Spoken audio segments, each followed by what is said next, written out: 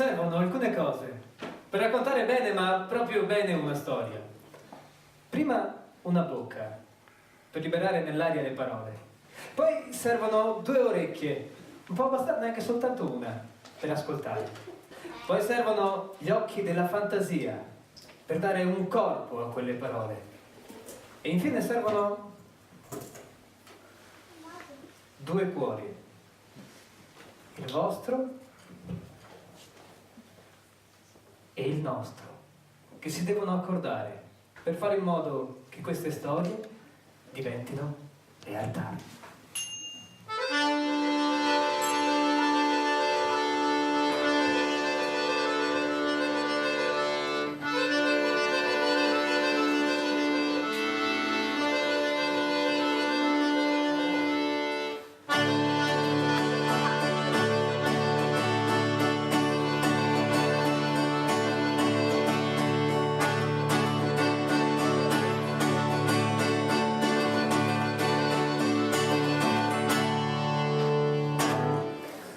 Dove siamo qui? Nel teatro? Nel teatro di Limena, esatto. E qui vicino a Limena scorre un fiume, giusto? Come si chiama il fiume? Brenta, bravo, il Brenta. Ma sapete chi viveva una volta sul Brenta? No. Sì. Chi?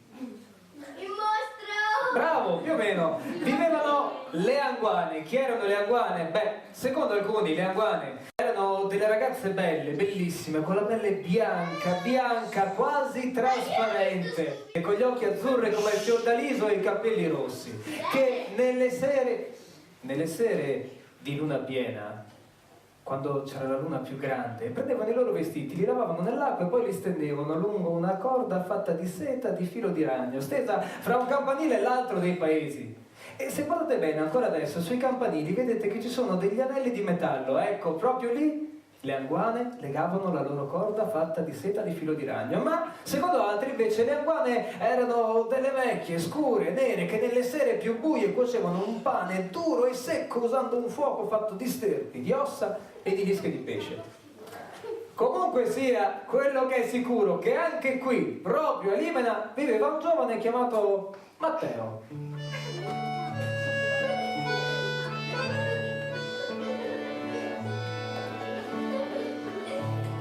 Matteo faceva il mercante e viaggiava molto, vendeva qualsiasi cosa gli capitasse, la terra azzurra del Libano, la porpora rossa, gli animali esotici, le spezie, il cardamomo, il cinnamomo, e li portava in giro per il mondo in ogni modo, a piedi, in carretto, a cavallo, una volta perfino in mongolfiera.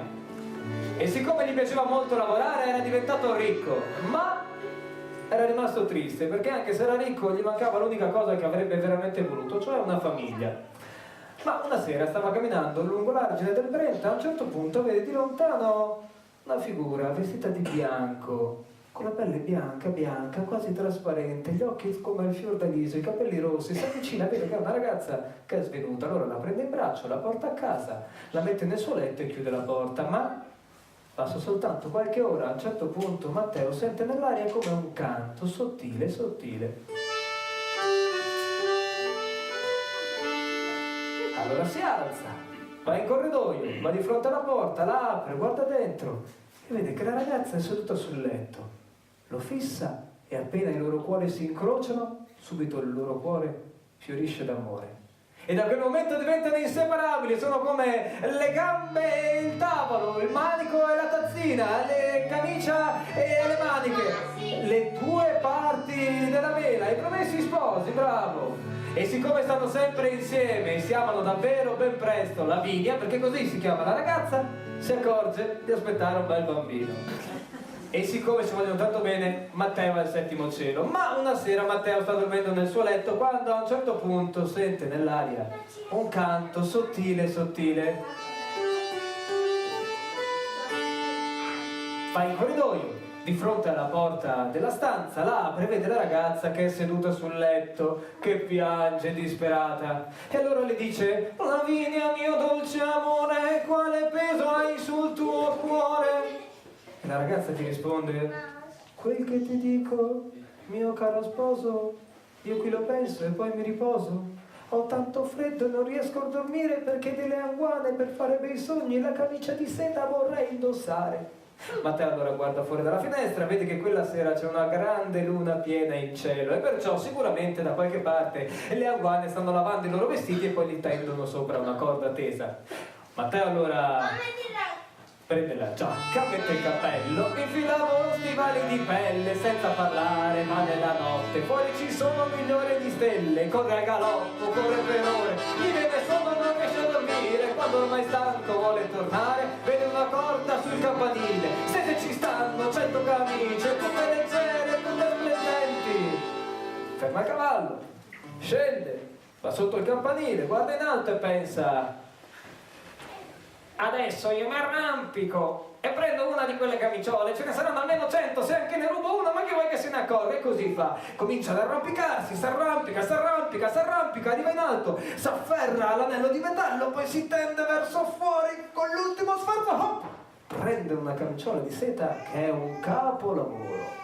Sta per tornarsene a casa, per andare giù, quando a un certo punto sente nell'aria una voce che dice: se chiedevi era meglio, chi ruba alla fine paga la merce il doppio. ma Matteo non gli dà retta, se ne torna a casa, dà la camicia alla Lavinia la indossa e si addormenta tranquilla. Ma passa soltanto qualche giorno, a un certo punto di notte Matteo sente nell'aria come un canto sottile, sottile. Esce dalla stanza, va da Lavinia, apre la porta e trova la ragazza che sta piangendo sul letto e le dice: Lavinia, mio dolce amore, quale peso hai sul tuo cuore? Quello che sento, mio caro sposo, io te lo dico e poi mi riposo. Ho tanta fame, non riesco a dormire perché delle anguane per fare bei sogni il pane più secco vorrei mangiare. Matteo allora guarda fuori dalla finestra e vede che è una notte buia, e sta anche piovendo, ma siccome vuole tanto bene alla Lavinia, al bambino che sta per nascere, si mette la giacca e comincia a camminare lungo il fiume, cammina per un po', a un certo punto vede di lontano come un bagliore in una grotta. Si avvicina e vede che dentro ci sono 3 streghe che stanno impastando un pane duro in un fuoco fatto di sterpi, di ossa e lisca di pesce. Allora Matteo comincia a pensare a un piano per rubare il pane e per esempio, voi come avreste fatto? Io sempre il pane. Avresti? Ah, ho capito, disintegrate, ok. Beh, Matteo invece fa così, si toglie tutti i vestiti, prende alcuni rami, con i vestiti e i rami fa un fantoccio, poi gli dà fuoco e si mette a gridare: vecchie buone della notte, vecchie streghe tutte rotte, sono il diavolo affamato, datemi il pane se non vi brucio! Le anguane subito cominciano a correre da tutte le parti. Matteo allora ancora tutto nudo esce, va nella grotta, prende il pane, sta per tornarsene a casa quando sente una voce che dice: se chiedevi era meglio, chi prende con l'imbroglio finisce per essere imbrogliato. ma Matteo non gli dà retta, se ne torna a casa, dai il pane alla Lavinia che lo mangia e si addormenta contenta. Lui dice: sì, per una tazza di latte caldo con un po' di miele e si addormenta. Ma passa soltanto un giorno. Una notte di nuovo Matteo sente nell'aria un canto sottile, ha già capito che sicuramente Lavinia gli chiederà di andare a prendere qualcosa di speciale e infatti Lavinia quella notte vuole niente di meno che l'acqua benedetta che esce dalla fonte delle anguane. La fonte delle anguane è un sasso con una spaccatura in mezzo dal quale esce un'acqua freschissima. Matteo allora comincia a camminare, cammina per delle ore, quando non ce la fa più vuole finalmente tornare a casa, ma trova il sasso della fonte delle anguane, però di acqua non se ne vede proprio. Allora mette dentro un occhio, niente, mette dentro un dito, niente, mette dentro una mano, niente, mette dentro un braccio, niente. Allora completamente disperato comincia a piangere, ma appena la prima lacrima tocca il sasso, subito comincia a sgorgare un'acqua benedetta. Matteo allora tira fuori una boccetta che tiene in tasca, la riempie fino all'orlo, la tappa, sta per andare via, ma sente una voce che dice: dite a tatatela che tita tata è ammalata, se tatatela beve l'acqua fatata, tita tata sarà guarita. Ma Matteo non lo ascolta, se ne torna a casa, dà da bere l'acqua alla Lavinia che comincia a berla e mentre la sta bevendo Matteo le dice: sapessi amore mio, mentre riempivo la boccetta ho sentito una voce che diceva: dite a tatatela che tita tata è ammalata, se tatatela beve l'acqua fatata tita tata sarà guarita. Lavinia allora lascia cadere subito la boccetta che cade a terra e si spezza. si mette le mani nei capelli, comincia a urlare, gridare, gira attorno alla stanza, gira, ma non fa tempo a fare 3 giri che il suo corpo si scioglie e resta solo una pozza d'acqua sporca. Allora Matteo sente una voce che dice: Ascolta Matteo, quel che prendi poi ricevi, non rubare invece chiedi, perché chi ama sarà amato, chi aiuta sarà aiutato, chi imbroglia sarà imbrogliato e chi ruba sarà derubato.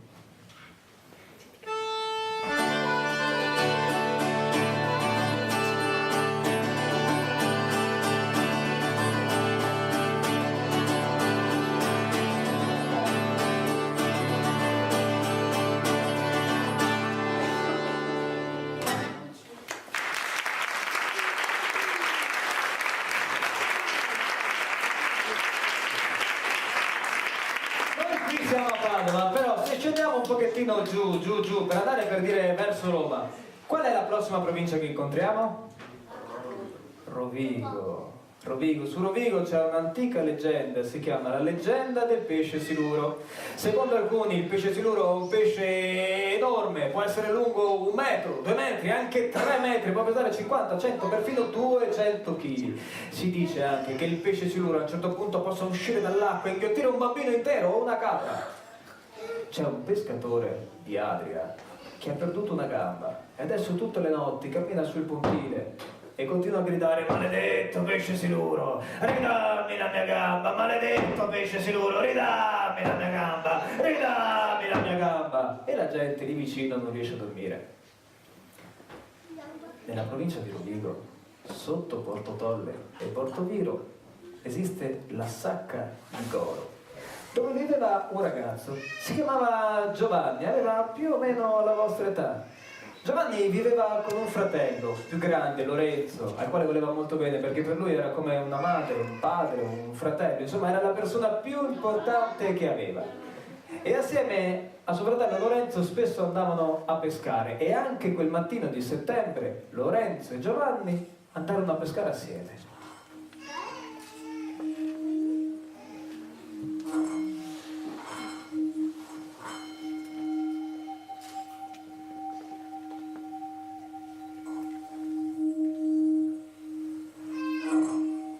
Quando arrivarono in mezzo al fiume con la barca, Giovanni si mise a pescare da una parte e Lorenzo dall'altra. E fu Giovanni a parlare per primo. Lorenzo, ma tu ci credi al pesce siluro, eh? Ma che è pesce siluro? Un pesce così grande non esiste, ti dico che un pesce così grande non esiste, ma io non ho mai visto un pesce che mangia le capre, ma figurarsi, secondo me un pesce così non esiste, secondo te Lorenzo esiste un pesce così grande? Esiste? Shhh. Taci, Giovanni, che ci spaventi i pesci. Ah, sì, tutti i pesci, perché un pesce spaventato è un pesce non pescato, giusto. Però secondo me non esiste mica un pesce siluro così. No, secondo me non esiste mica, non esiste. A un certo punto Giovanni sentì alle spalle come un'ombra che passa e poi un tonfo nell'acqua e quando si gira non vede più suo fratello, invece vede un'ombra scura che gira attorno alla barca. Dalla paura non riesce più a muoversi, resta lì tutta la notte e soltanto al mattino, quando l'aurora gli bacia le palpebre, finalmente trova il coraggio di tornare a casa e raccontare quello che è successo.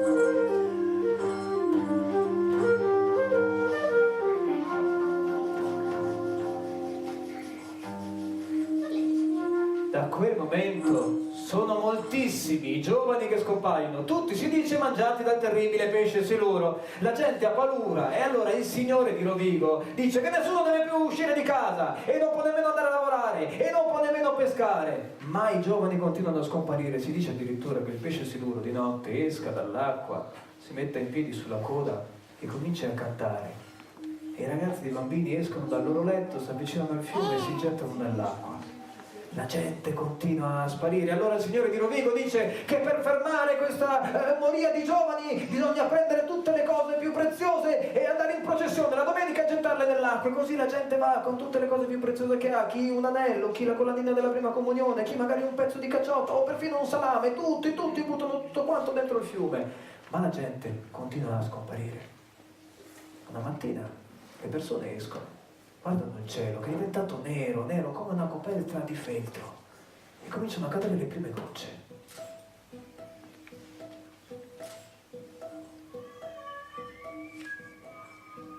Ben presto inizia la pioggia, che poi si trasforma in temporale, e poi in tempesta, e piove, piove. La gente è spaventata perché il fiume comincia a ingrossarsi, e piove un giorno, poi vengono 2 giorni, 3 giorni, a un certo punto l'acqua rompe gli argini, arriva nelle campagne, riempie le campagne, arriva ai recinti, abbatti i recinti, arriva alle fattorie, abbatte le fattorie, porta via gli animali, i maiali, le vacche, perfino i cavalli, arriva alle porte delle case, abbatte le case, riempie il primo piano, il secondo piano, la gente comincia a scappare da tutte le parti, scappa chi a nuoto, chi su una barca, e anche Giovanni prende la sua barca, comincia a remare, remare verso il campanile, perché pensa, si riesce a salire in alto, lì forse l'acqua non lo raggiungerà, e così arriva al campanile, si arrampica, sale in alto, sopra dove ci sono le campane, poi guarda giù, e giù vede un'ombra scura che gira attorno al campanile. Il pesce siluro. E allora, più della paura per Giovanni, è importante l'amore per suo fratello, e Giovanni allora si tuffa nell'acqua, comincia a prendere il pesce siluro per le branchie, e due cominciano a lottare, gli dà delle testate, gli dà dei colpi sul fianco, e gli dà dei morsi, i due combattono, e poi a un certo punto il pesce siluro esce dall'acqua e va sul tetto della chiesa. E i due si trovano lì, uno di fianco all'altro, e Giovanni a parlare per primo dice: maledetto pesce siluro, tu ti sei mangiato perfino mio fratello, se tu ti sei mangiato mio fratello, ridammi mio fratello.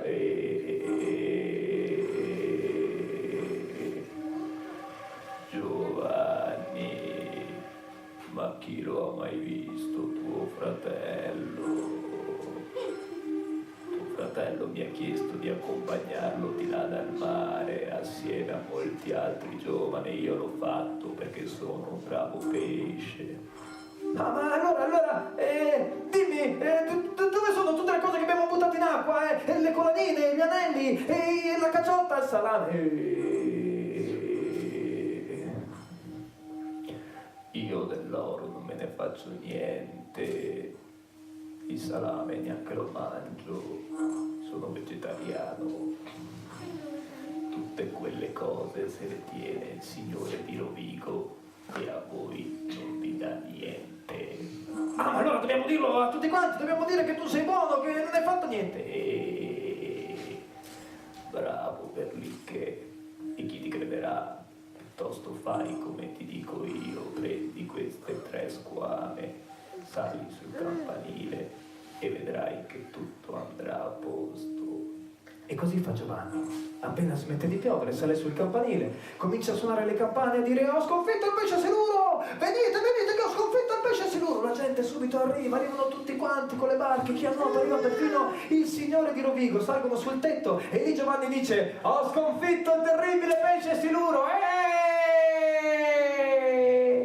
Dice il signore di Rovigo: si fa presto a dire ho sconfitto il pesce siluro, ho sconfitto il pesce siluro! E allora dice: dove sono tutti i nostri giovani? Dove sono tutti i nostri giovani? Se è vero come è vero che quel che dico è serio, che subito tutti i vostri giovani ritornino qui. E detto questo prende una squama, la getta in acqua, allora si sente un colpo di cannone e appare un grande bastimento con sopra tutti i giovani del paese, con le loro mogli e i loro figli, tutti si abbracciano, sono felici, ma il signore di Rovigo dice: ma questo non vuol dire niente! Se veramente tu hai sconfitto il pesce siluro, dici dov'è tutta la nostra roba? Gli anelli, le collanine, i salami, i prosciutti, dove sono? Dove sono? Se è vero come è vero che quel che dico è serio, che subito tutta la vostra roba ritorni qui. E detto questo prende una seconda squama, la getta in acqua, subito l'acqua comincia a spumeggiare, si increspa e poi saltano fuori milioni di pesci, chi tenendo in bocca un anello, chi una collanina, chi una caciotta, chi un salame, e la gente ha tutta la loro roba. E allora il signore di Rovigo dice: ma questo non vuol dire niente! Ma allora se veramente tu hai sconfitto il pesce siluro, dov'è il corpo del pesce siluro? E dov'è il corpo del pesce siluro? Se è vero come è vero che quel che dico è serio, che subito il pesce siluro appaia qui.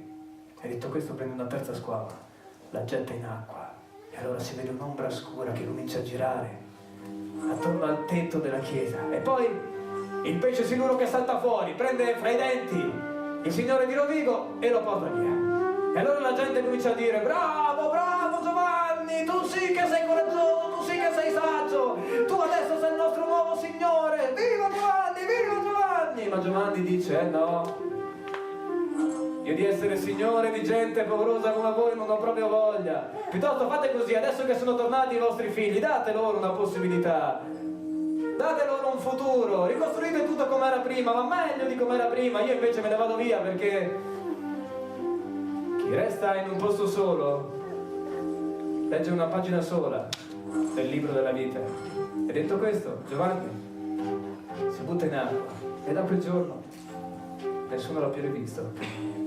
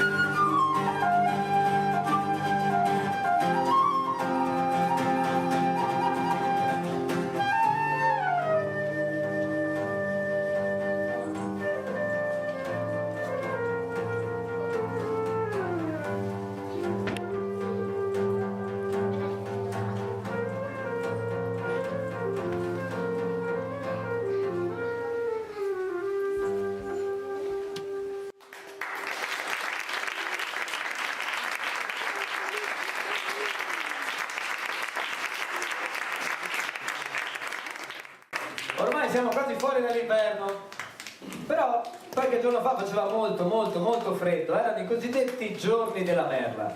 Sapete perché si chiamano giorni della merla? Ma più o meno. Qualcuno degli adulti lo sa? Perché si chiamano giorni della merla?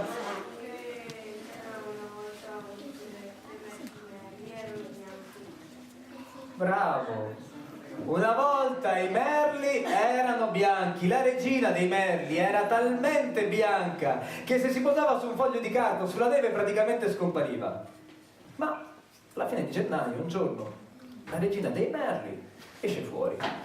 C'è un bellissimo sole che sembra arrivata la primavera in anticipo. E allora la regina dei merli comincia a cantare e dice: ma che inverno, ma che inverno! Ormai sei quasi finito, riposati! Mi sembri così vecchio stanco, così vecchio stanco!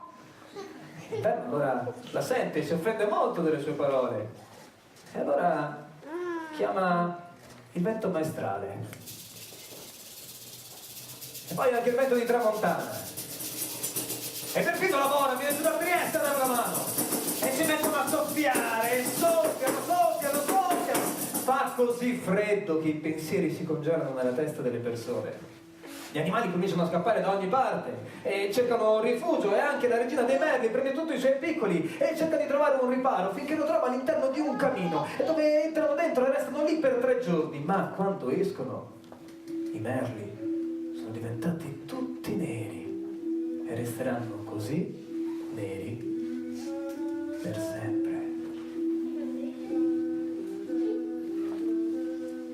La merla la cantava, inverno la sentiva, bolirela, bolirela, bolirela, bolirela.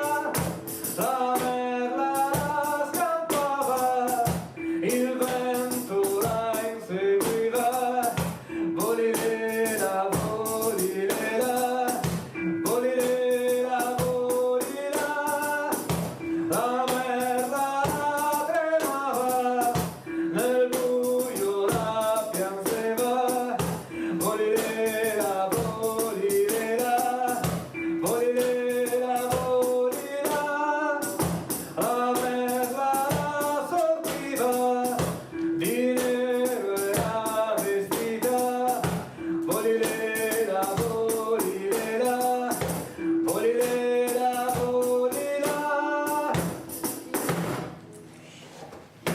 La prossima storia si svolge a Recoaro, sotto le piccole Dolomiti, in quella che si chiama la Valle di Smeraldo. Lì vivono due vecchi che stanno insieme da molti anni e si vogliono molto bene, anche se sono poveri, ma si sa, quando c'è l'amore nella vita il resto non ha importanza, soltanto una cosa gli dispiace, di non aver mai avuto un figlio da crescere assieme. Una sera di novembre fuori c'è una nebbia bianca da tagliarsi con il coltello. I due vecchi sono seduti in casa, il vecchio sta sbucciando le ultime castagne, la vecchia apparecchia la tavola. A un certo punto, mentre sono lì, sentono bussare alla porta, piano piano. La vecchia allora posa i piatti, si alza, va alla porta, la apre, guarda a destra, a sinistra, niente. Chiude la porta, torna indietro, i due vecchi si guardano, alzano le spalle e tornano ai loro affari. Passa soltanto qualche minuto, a un certo punto si sentono degli altri colpi, questa volta più forti. Allora il vecchio, che posa le castagne, va alla porta, la apre, guarda a destra, a sinistra, niente. Chiude la porta, torna indietro, i due vecchi si guardano e tornano ai loro affari, ma passa soltanto un minuto. Questa volta i colpi si sentono forti e chiari. Anche una vocina che dice: papà, mamma, aprite! I due vecchi allora si guardano, si prendono per mano, vanno alla porta, la aprono, guardano a destra, a sinistra e poi di fronte, nella nebbia, vedono una bambina che li guarda, sorride e dice: papà, mamma. La donna allora sente dentro fiorire un'emozione che non ha mai sentito nella vita, comincia quasi a piangere, allunga le mani, si slancia per prendere la bambina, ma appena la sfiora la bimba scompare. Il vecchio allora l'aiuta a rialzarsi, la porta a casa, la mette a letto, poi prende una tazza di latte caldo, alcune castagne, le mette fuori dalla porta, la chiude, si mette alla finestra ad aspettare. Aspetta tutta la notte. Al mattino, quando non ce la fa più, si mette una giacca, gli stivali ed esce. Comincia a camminare nel bosco, cammina all'interno del bosco. A un certo punto si trova in mezzo alla nebbia e quando ormai si è quasi perso sente una vocina che lo chiama e gli dice: papà! Si volta e vede la bambina che gli dice: papà, prendimi! E poi si mette a correre. E allora anche il vecchio comincia a correre all'inizio piano piano in mezzo alla nebbia e poi sempre più forte, ma invece di essere stanco si sente sempre più felice, si sente felice come non si è mai sentito in vita sua, si sente felice, felicissimo, corrono assieme finché arrivano a una fonte e poi la bambina dice: papà, bevi! E allora l'uomo mette le mani a conchetta, le riempie d'acqua, si porta l'acqua alla bocca, chiude gli occhi per un istante e quando li riapre la bambina è scomparsa. La sera ritorna a casa, bussa alla porta, viene a aprire la moglie appena lo vede comincia tutta a tremare. Va in bagno, prende uno specchio che l'uomo usa per radersi, glielo passa, l'uomo lo prende in mano, guarda nello specchio e vede... Cosa vede secondo voi? È ringiovanito almeno di 30 anni. Allora dice alla moglie: domani mattina parti tu nel bosco a cercare la bambina e se ti chiede di rincorrerla non essere pigra, fallo, e se ti chiede di bere alla fonte non essere pigra, fallo. E così la moglie il mattino dopo parte, va nel bosco, insegue la bambina, arriva alla fonte, beve e la sera quando torna a casa si ritrova ringiovanita di 40 anni. Da quel momento l'uomo e la donna tutte le mattine escono, inseguono la bambina, poi vanno alla fonte, bevono e passano le settimane più felici della loro vita, ma arrivano i giorni della merla, fa molto freddo, ma dopo poco i due vecchi escono, c'è il sole, la primavera è vicina, di nebbia non ce n'è quasi più. Arrivano nel bosco, non trovano nessuno, allora vanno alla fonte perché ormai hanno imparato la strada, si riempiono le mani d'acqua, le portano alla bocca e quando sollevano la testa la bambina è lì che li guarda.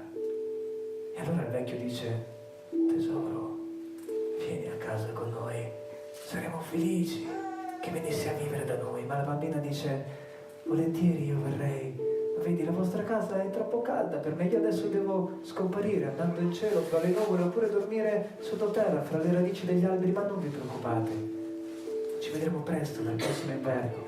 Poi scompare. Ma da quel giorno il vecchio e la vecchia tutte le mattine escono di casa, vanno a camminare nel bosco e arrivano alla fontana di Recoaro dove bevono l'acqua per mantenersi giovani e forti, per poter giocare ancora assieme alla loro bambina quando ritornerà il prossimo inverno.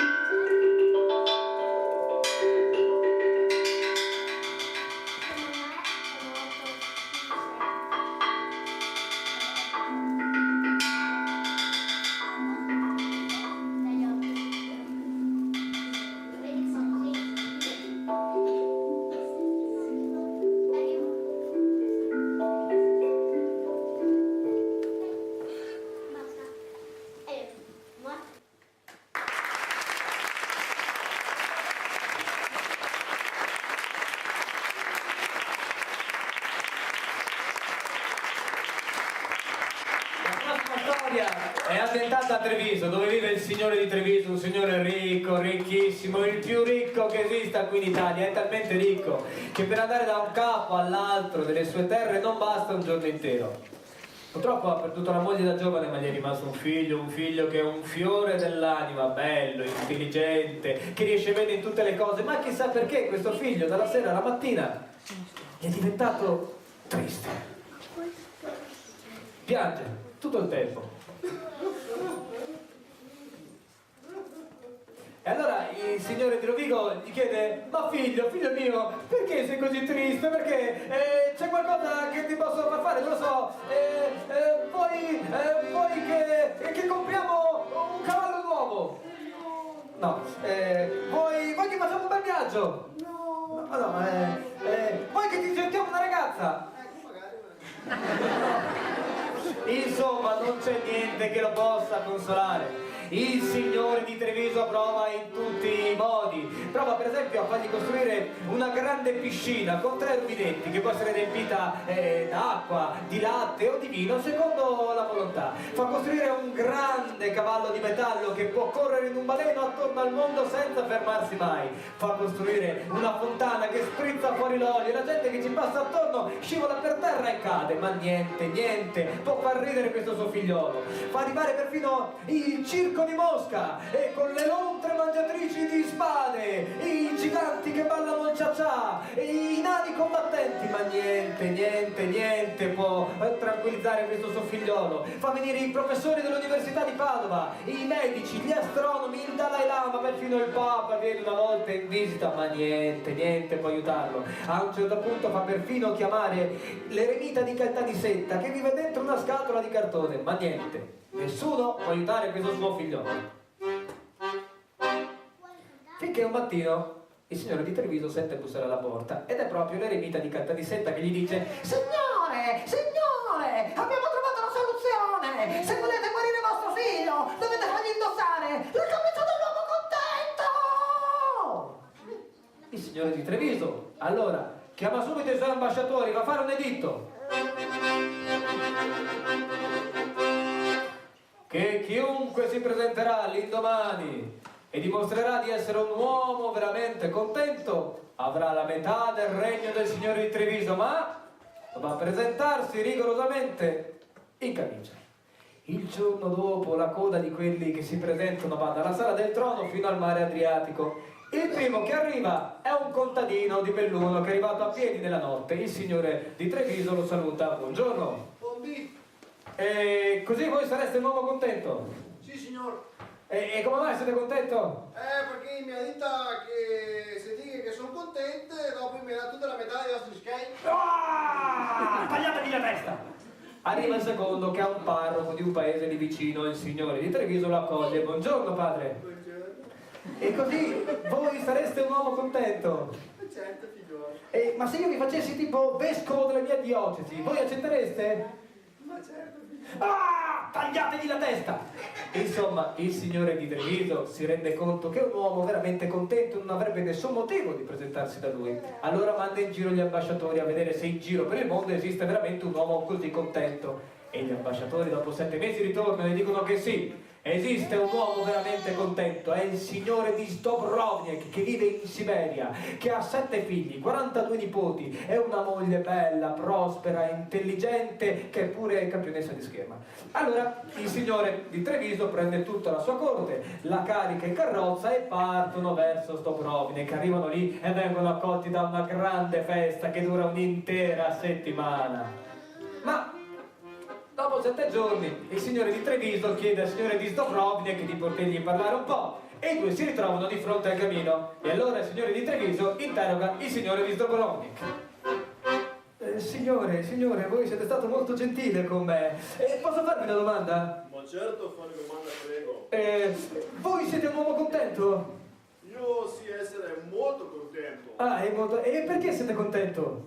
Perché mia moglie è grassa, tutti i figli belli, grandi, io ho sconfitto tutti i miei nemici, io sono molto contento. E non c'è niente che vi rende triste? E forse una cosa mi rende un po' triste. Perché un giorno tutti questi possedimenti un giorno hop, spariranno Il signore di Treviso capisce che neppure il signore di Dubrovnik è veramente contento, allora prende tutta la sua corte e se ne torna a casa. Ma non ha ancora varcato la porta della città, quando sente di lontano venirgli come un suono di fisarmonica. Si volta e c'è un ragazzo che sta suonando tranquillo sui gradini della chiesa, giocherellando insieme a un gatto. Il signore di Treviso fa fermare la carrozza, scende e va a interrogare il ragazzo, gli dice: scusate, perché voi suonate la fisarmonica? Perché sono contento. Contento. Sapeste quanti uomini ho trovato io nella vita che si dicevano contenti e contenti non erano per niente. Sentite, venite al mio palazzo, vi comprerò uno strumento nuovo. Oh no, la ringrazio, io vado bene con questo. Allora le darò da mangiare le cose più buone nel mio palazzo. No, non è necessario. Senta, allora facciamo così, se lei viene al mio palazzo le darò metà del mio regno, anzi no, glielo darò tutto, le darò tutto il mio regno. No, ma non mi serve, non voglio, no. Ma voi siete un uomo contento veramente? Sentite, e voi dovete aiutarmi, potete salvare la vita di mio figlio, datemi vi prego la vostra camicia. Amico mio, mi dispiace per la vita di vostro figlio, ma io una camicia non ce l'ho. Il signore di Treviso in quel momento impazzisce, se ne corre via. Suo figlio, che intanto era diventato più magro di una locandina di uno spettacolo di burattini, viene sollevato dal vento maestrale e chissà adesso dove è andato a finire.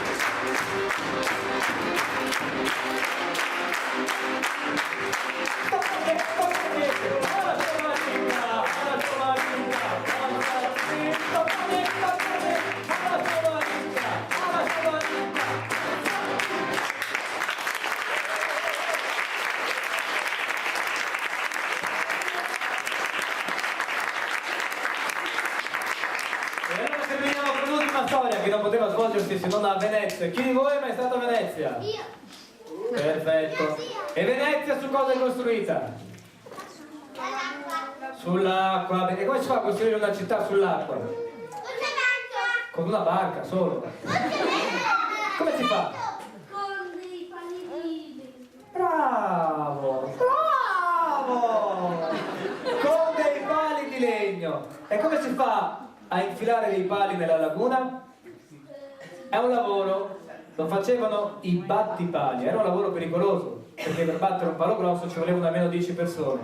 E bisognava fare uno sforzo tutti assieme. Come si fa a fare uno sforzo tutti assieme senza farsi male? È un po' come quando tiriamo la corda. Cosa si dice quando si tira una corda? Si dice...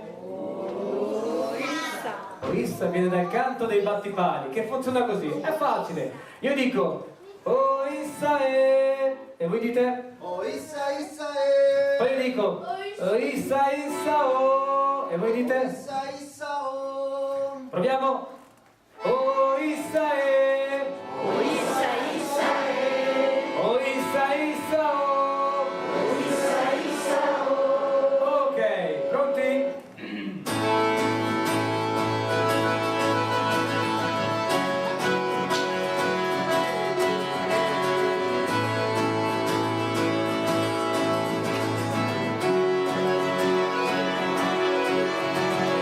Oh issa e.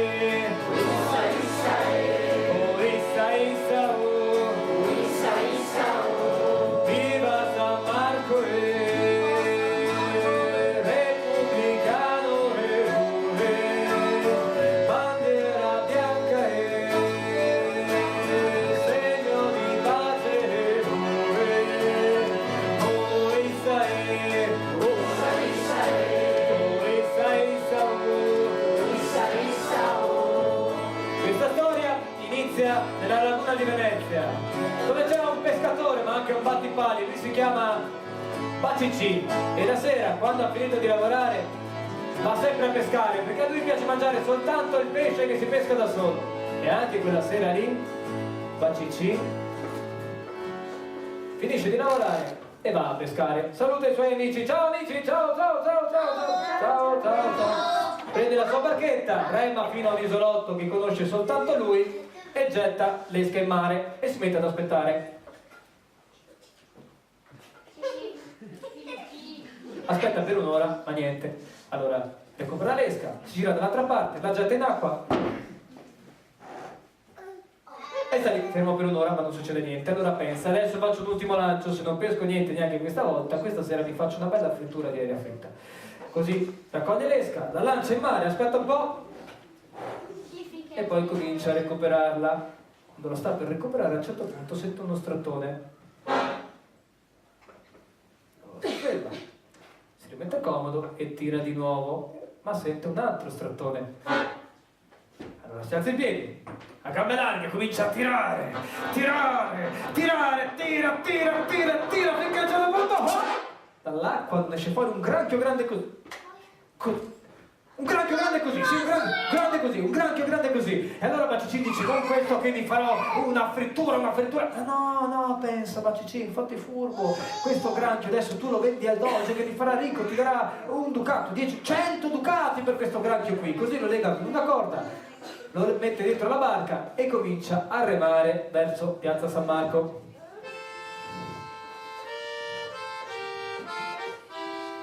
Rema, finché arriva in piazza, lega la barca, scende, prende il suo granchio e lo trascina fino al palazzo ducale, dove trova due guardie che gli dicono ehi Bacicì, dove stai andando? Allora lui gli risponde ehi, allontanatevi, se no mi faccio pizzicare dal mio granchio. I due si allargano e Bacicì si trova sotto una scala di 100 gradini. Allora prende il granchio, se lo carica in spalla, comincia ad arrampicarsi su per la scala, sale, arriva in alto, trova una porta chiusa, dà un calcio alla porta si spalanca, c'è un grande corridoio lungo e in fondo il doge che lo aspetta. Allora Bacicì cammina, arriva di fronte al doge e gli dice: signor doge carissimo, ho portato questo granchio in regalo per voi in cambio di 100 ducati d'oro. Bacicì, 100 ducati d'oro, ti vuole che propone del granzo, vai in giù, stiamo che fermo, che ne abbiamo dei granzi, finché basta. No, vabbè, datemi un ducato basta, Ma per sogno, dimmi che ti dai un ducato a te, al massimo posso darti un piatto di bacalà fritto se ti vuoi. Allora Bacicì sta per andarsene via quando a un certo punto entra nella stanza la figlia del doge che appena vede il granchio comincia a gridare: ah, granchiolino mio bello, come sei bello, granchiolino mio bello, come sei bello, granchiolino mio bello, come sei bello. E dice al padre di comprarglielo. Allora il padre dice a Bacicì: Bacicini qua va, prima che ti faccia mandare palestarsi, cosa sei che ti ha detto questo granzo? un ducato, sì, un ducato. No, sempre quello te davo, sempre un piatto di bacalà fritto. Va bene, affare fatto. Allora Bacicì gli dà il granchio e si porta via il baccalà fritto. Subito la figlia del doge prende il granchio e lo mette dentro un grande acquario e tutto il giorno lo passa a guardarlo, e dice: ah, granchiolino mio bello, come sei bello, granchiolino mio bello, come sei bello, granchiolino mio bello. E non si ferma mai, soltanto un'ora al giorno si ferma, quando il granchio misteriosamente arriva sul fondo della vasca e scompare. Un giorno lei è lì che dice: ah, granchiolino mio bello, come sei bello, granchiolino mio bello, come sei bello, granchiolino mio bello. Quando a un certo punto sente una voce che la chiama dalla finestra ed è un mendicante che le dice: signorina, per favore, datemi una moneta per mangiare, signorina, una moneta, datemi una moneta. E lei, per non farsi più scocciare, prende una moneta d'oro e gli dice: to! E gliela lancia. La moneta comincia a cadere, rimbalza a terra, rotola fino a un pozzo e finisce dentro. Il mendicante subito si mette a inseguirla, la insegue, si butta anche lui nel pozzo, nuota, a un certo punto, quando non ce la fa più, esce fuori e vede... Cosa vede secondo voi? Si trova in un magnifico palazzo, tutto bianco, con le colonne incastonate di pietre preziose, uccelli che volano dappertutto, e poi a un certo punto sente uno squillo come di tromba. È un grande grande rinoceronte con un corno d'argento trascina dentro una tavola e poi 10 lontre cameriere apparecchiano finché si sente arrivare un altro squill. Questa volta è lui, il magnifico granchio, che si ferma, tira dentro le chele e poi ne esce un bellissimo principe biondo che si siede a tavola, mangia tutto quello che c'è, poi si pulisce la bocca, ritorna dentro il granchio e scompare.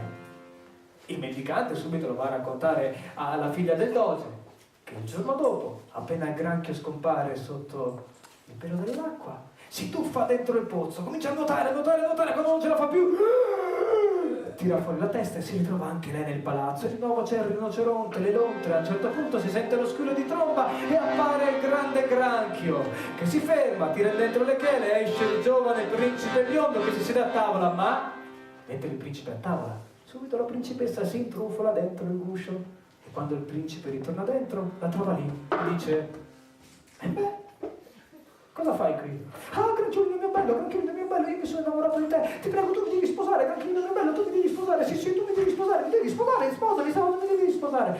No, non posso, perché io in realtà sono un principe incantato e soltanto una donna che fosse disposta a morire per me potrebbe liberarmi. Ah, ma io sono disposto a morire per te, dimmi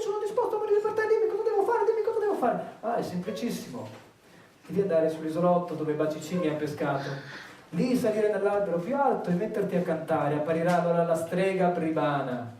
Se tu riuscirai a prendere il fiore rosso che tiene fra i capelli, io sarò finalmente libero e potrò sposarti. Ah, sì, granchiolino mio bello, sì, va bene. Allora la principessa esce dal guscio, fa subito chiamare Bacicì, i due si mettono d'accordo, salgono in barca e Bacicì si mette a remare verso l'isolotto. Arriva lì, fa scendere la principessa che sale sull'albero più alto, si mette a cantare e mentre sta cantando a un certo punto nel mare si forma un grande vortice e poi appare una donna enorme, verde la pelle, verdi gli occhi, verdi le labbra, la lingua, soltanto un fiore rosso fra i capelli.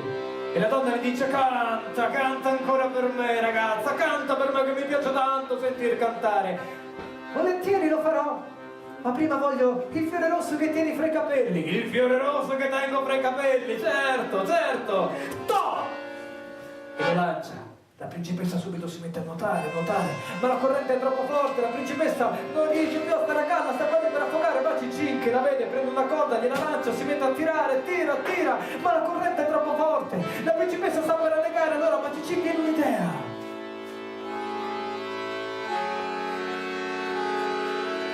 Comincia a cantare, chiama i suoi amici, dice: oh Israele,